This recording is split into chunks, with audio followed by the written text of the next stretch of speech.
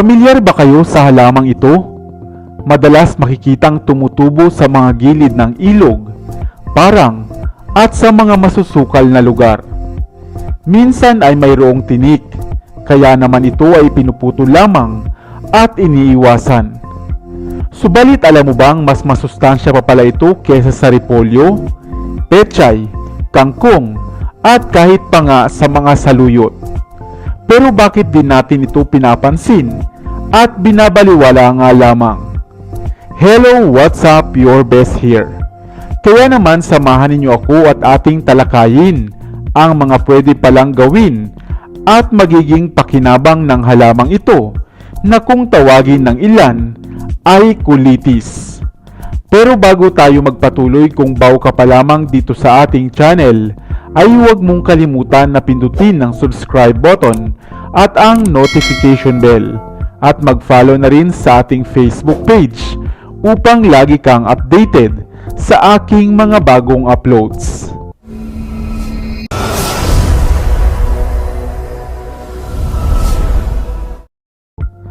Ang amaranth o mas kilala natin bilang halamang kulitis ay tinatawag ding kadyapa, kilitis, bayam o halamang kalunay. Isang klase ng halamang nasa ilalim ng hanay ng mga amaranthus. Maraming klase nito, mayroon ngang mahigit sa 75 species ang mga kulitis. Mayroon itong kulay pula, kulay violet, kulay pink at kulay green na partikular ngang tumutubo dito sa atin sa Pilipinas. Madalas ito ay mayroong tinik, kaya isipin mo nga na ito ay salot na damo lamang. Subalit magugulat ka dahil isa palang superfood ang halamang ito. Dahil maging ang mga buto, katawan, dahon at mga ugat pala nito ay nag-uumapaw sa pakinabang. Kadalasan itong mayroong matubig na katawan at tumataas ng hanggang 3 metro. At kung dito sa atin sa Pilipinas, ito ay tinuturing lamang na damo, ay halika at isa-isahin natin ang mga pakinabang pala nito. Ang buto nito ay ginagamit pala sa paggawa ng harina, pwedeng gawing popcorn, o di kaya naman ay parang oatmeal. Ang mga ugat naman nito, dahon at katawan, ay maaaring gawing gulay. Alisin lamang ang mga tinik nito na pwede palang alternatibo sa kangkong, saluyot o alugbati. Samantalang sa Europa naman, ang mga dahon nito ay kanilang nilalaga at saka ginagawang salad. Maaari ding pagmula ng langis ang mga kulitis na maaaring gawing alternatibo sa shark oil na kadalasang gamit sa paggawa ng mga cosmetics o pampaganda at mga dietary supplement. Ginagamit din itong tina o pangkulay ng mga tela, ang pulang kulitis na kilala rin bilang red number 2. At syempre isang mainam na garden plants din ang halamang kulitis, lalo na nga ang mga makukulay na variety nito. Ano naman ang mga benepisyo nito sa ating kalusugan? Ang halamang kulitis sa storehouse pala ng mga nutrients, katulad ng essential phytonutrients, antioxidants at mga mineral. Mababa din ang calorie content ng halamang ito, kaya mahusay kainin kung kayo ay mayroong mataas na cholesterol level sa katawan. Nakapagpapapayat din ang kulitis dahil sa mga soluble at insoluble fiber nito na mainam din sa kalusugan ng ating puso. Mainam din itong kainin ng mga taong anemic dahil nagpapadagdag ito ng red blood cell sa tulungan ng tinataglay nitong iron. Mayaman din ito sa vitamin A na maganda sa balat at sa kalusugan ng ating mga mata. Ito rin ay dahong gulay na mayroong pinakamataas na bilang ng vitamin K na nagpapatibay ng mga buto upang makaiwas sa mga blood clotting at maagang pagkakaroon ng Alzheimer's disease. Nag-uumapaw din ito sa vitamin B group katulad ng folate, riboflavin, niacin, thiamine at B6 upang maiwasan ang mga problema sa katawan ng mga bagong panganak na sanggol. Mainam din itong kainin ng mga matatanda dahil mayaman nga ito sa calcium upang mapigilan ang pagkakaroon ng osteoporosis. Kaya naman next time na magluluto ka ng gulay, halimbawa ng munggo, pwede mo itong isangkap bilang gulay. Maaari ngang gisahin, gawing salad o isama sa iba pang mga gulay. Kaya bakit din natin pakinabangan ang simpleng halamang ito na napakarami palang pakinabang, ang halamang kulitis. Ikaw, napansin mo na rin ba ang halamang ito sa inyong bakuran? Sana ay may bago kang natutunan sa videong ito. Iwan ka naman ang comment sa comment section sa ibaba. I-like at i-share mo na rin para naman sa kaalaman ng iba.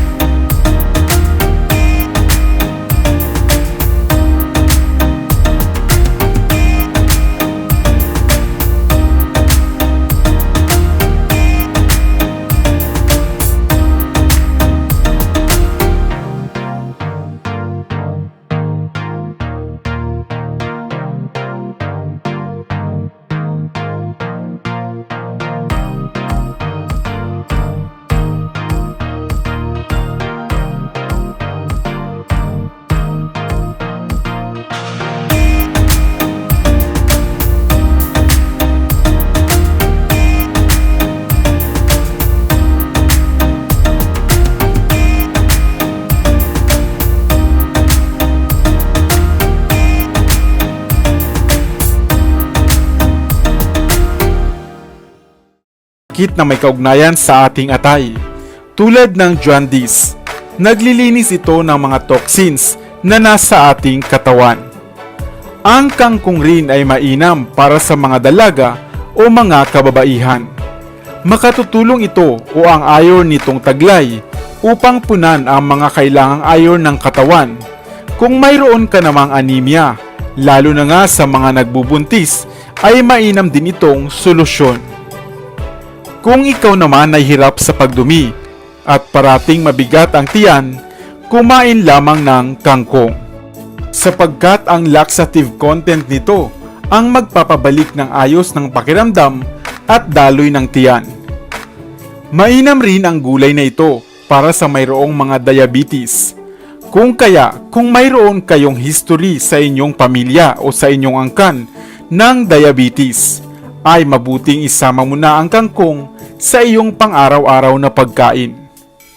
Ang mga bata naman na mayroong maraming bulatis sa tiyan ay mainam rin na pakainin ng kangkong dahil ito ay mainam ring solusyon.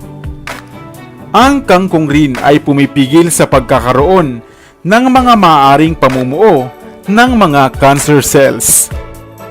Maganda rin ito sa mga tao na mayroong malabong paningin. Ang gulay na kangkong ay makatutulong din upang di tayo magkaroon ng katarata sa ating pagtanda. Kung mayroon naman kayong iniindang UTI o hirap kayo sa pag-ihi, mainam na isama ang kangkong sa inyong diet dahil ito ay mainam na remedyo sa mga nahihirapan sa pag-ihi at maging sa pagdumi.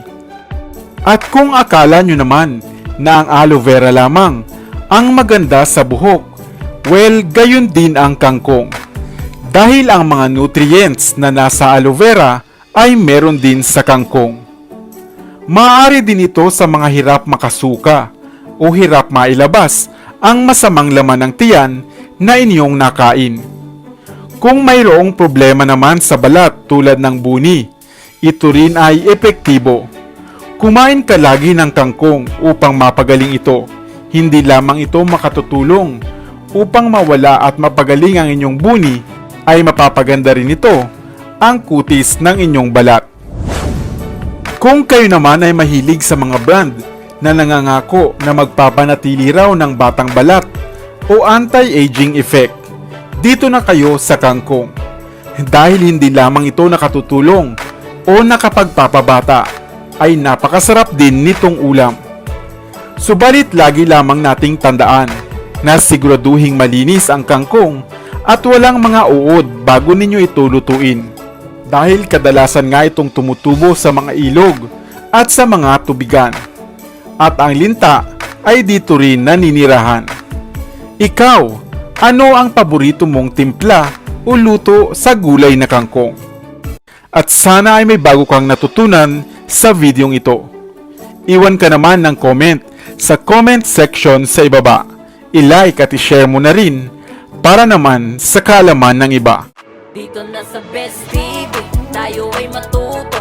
Utak mapuno ng bagong kaalaman. Dito na sa Best TV, tayo ay lumibot. Lihim na mundo ay ating matuklasan. Dito yan sa Best TV. Dito yan sa Best TV. Dito yan sa Best TV. Sapagkat lamang ang laki may alam. Dito yan sa Best TV. Tara bes, sabay-sabay tayo na matuto. Pagkat dito sa mundo lamang ang siyang marunong. Ating utak salina ng panibagong dunong. Mga bagay na sa buhay ay makakatulong.